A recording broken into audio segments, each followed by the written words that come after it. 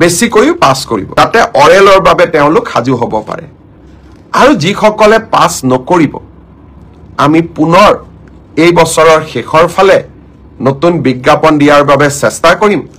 আপোনালোকে আৰু এবাৰ পৰীক্ষাত অৱতীৰ্ণ হ'ব যে চতুৰ্থ শ্ৰেণীৰ পৰীক্ষাত বিএ পাছ কৰা লৰায়ো পৰীক্ষা দিছে এতিয়া কথাটো হ'ল আমি কোনোবাই যদি নিজকে চৰকাৰক ফাঁকি দি পৰীক্ষা দিয়ে তদন্ত নোহোৱালৈকে মুখ্যমন্ত্ৰীয়ে গম পাব নোৱাৰে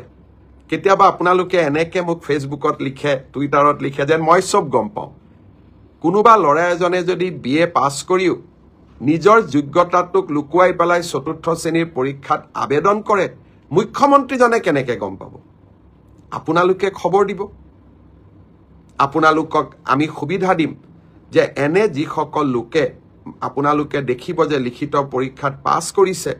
কিন্তু এডুকেশ্যনেল কোৱালিফিকেশ্যনক তেওঁলোকে লুকুৱাই ৰাখিছে আমি সুবিধা দিম আপোনালোকক অভিযোগ দিয়াৰ বাবে যাতে অৰেল পৰীক্ষা হোৱাৰ আগতে বা মৌখিক পৰীক্ষা হোৱাৰ আগতে আমি আপোনালোকৰ অভিযোগবোৰ নিৰ্দিষ্ট ইউনিভাৰ্চিটি লগত কথা পাতি আপোনালোকৰ অভিযোগবোৰ যাতে আমি নিষ্পত্তি কৰিব পাৰোঁ এটা পোষ্টৰ বিপৰীতে দুজনকৈ ল'ৰা ছোৱালীয়ে এই লিখিত পৰীক্ষাত উত্তীৰ্ণ হ'ব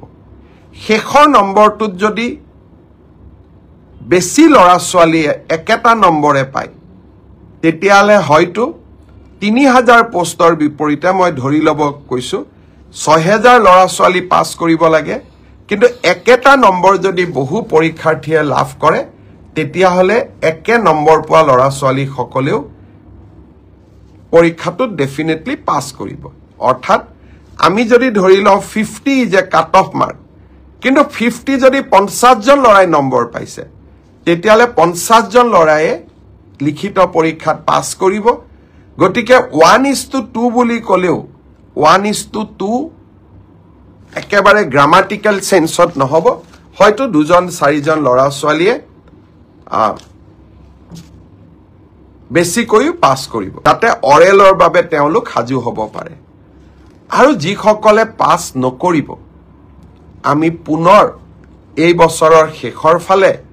নতুন বিজ্ঞাপন দিয়াৰ বাবে চেষ্টা কৰিম আপোনালোকে আৰু এবাৰ